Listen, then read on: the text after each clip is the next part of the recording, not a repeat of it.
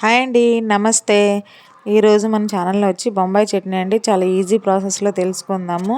పూరీలోకి బొంబాయి చట్నీ లేకపోతే అంత టేస్ట్ అని అనిపించదు కదా. మనం ఏదో ఒకటి వేసుకుని అడ్జస్ట్ చేసినా మనకి పూరీ తిన్న ఫీల్ అయితే రాదు. నేను చెప్పే ఈ పద్ధతిలో చేస్తే చాలా ఈజీ అయిపోతుంది. మనకి బొంబాయి చట్నీతో పూరీ తిన్నామన్న ఫీల్ కూడా ఉంటుందన్నమాట. ముందుగా ఒక చిన్న కుక్కర్ పెట్టుకున్నానండి. నేను కుక్కర్లో ప్రిపేర్ చేస్తున్నాను. కుక్కర్ స్టవ్ ఆన్ చేసి కుక్కర్ పెట్టి తాలింపులు అయితే వేసుకున్నాను. జీలకర్ర, ఆవాలు, పచ్చిశనగపప్పు, కరివేపాకు వేసుకొని తాలింపు పెట్టుకున్నాక ముందుగానే మనం కట్ చేసి పెట్టుకున్న ఆనియన్స్, సన్నగా పొడవుగా కట్ చేసుకున్న ఆనియన్స్ వేసుకొని వాటిలోనే చాలా సన్నగా తరుక్కున్న పచ్చిమిరపకాయలు కూడా వేసుకొని మొత్తాన్ని కొంచెం మగ్గేలాగా చేసుకోవాలన్నమాట. అంటే ఎక్కువ ఫ్రై అయిపోకూడదు. జస్ట్ అలా కొంచెం ఒక 2 మినిట్స్ అలా ఉంచిన తర్వాత దీనిలోనే మనం కట్ చేసి పెట్టుకున్న బంగాళదుంపలు కూడా వేసేసుకొని మొత్తాన్ని చక్కగా కలిసేటట్టు కలుపుకోవాలి. ఈ మొత్తాన్ని కలుపుకున్న తర్వాత మనము దీనిలో కొంచెం పసుపు వేసుకోవాలి.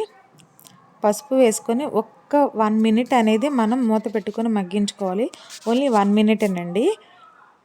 దీన్ని మనం ప్రెషర్ కుక్కర్లో చేస్తున్నాం కాబట్టి త్వరగా కూడా కుక్ అయిపోతుంది. 1 మినిట్ అలా కలిపిన తర్వాత మనం దీన్ని ఒక్క 1 మినిట్ అలా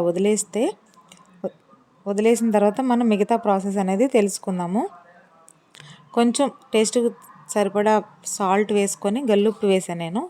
ఉప్పు వేసుకొని దీనిలోనే మనము ఆ ముక్కలు ఏవైతే ఉన్నాయో అవి మునిగే వరకు మాత్రమే మనం వాటర్ అనేది పోసుకోవాలి. ఎక్కువ పోసుకోకూడదు, ఎందుకంటే ప్రెషర్ కుక్కర్లో కదా మనకి త్వరగా కుక్ అయిపోతుంది.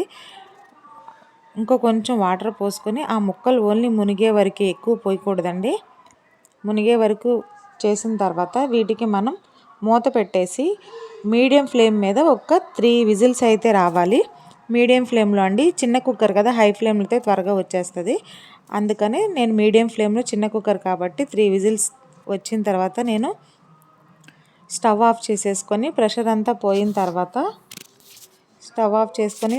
పోయిన తర్వాత మనం దీన్ని ఓపెన్ చేసి చూస్తే మనకి ముక్క అనేది చక్కగా, బంగాళదుంప ముక్కలు అనేవి చాలా మెత్తగా ఉడికిపోయి ఉంటాయి.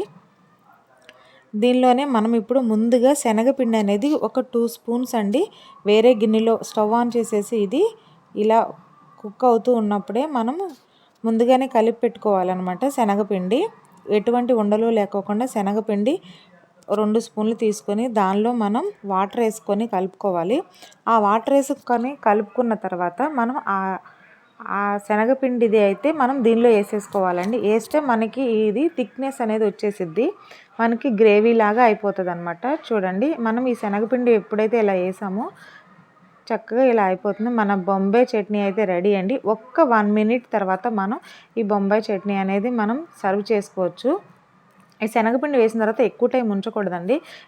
ఉంచితే ఏంటంటే మనకి టేస్ట్ అనేది అంత పర్ఫెక్ట్గా ఉండదు. జస్ట్ ఒక 1 మినిట్ అలా కలిపిన తర్వాత మనం దీన్ని కొంచెం కొత్తిమీర వేసి దీన్ని సర్వ్ చేసుకోవటమే. చాలా ఈజీ ప్రాసెస్ అనమాట. ఒక 10 మినిట్స్లో మనకి బొంబాయి చట్నీ అనేది టేస్టీగా రెడీ అయిపోతుందండి. చాలా యమ్మీగా ఉంటుంది. నేను చేసే ప్రాసెస్ అయితే పొద్దున్నే అందరూ పిల్లలకి స్కూల్కి వెళ్ళి హడావిడి, ఆఫీసులకి వెళ్ళే హడావిడిలో పిల్లలు అడిగినవి మనం చేయలేకపోతాం కదండి. అలాంటప్పుడు మనం ఇలా చిన్న చిన్న ప్రాసెస్లో మనం అనేది చేస్తే వాళ్ళకే హ్యాపీనెస్, మనకే హ్యాపీనెస్ అనమాట. వాళ్ళకి పెట్టేమన్నా హ్యాపీనెస్ ఉంటుంది. అందుకని నేనైతే ఇలానే చేస్తానండి. చాలా ఈజీ ప్రాసెస్లో అయిపోతుంది. చాలా టేస్ట్ కూడా సూపర్ అంటే సూపర్ ఉంటుంది.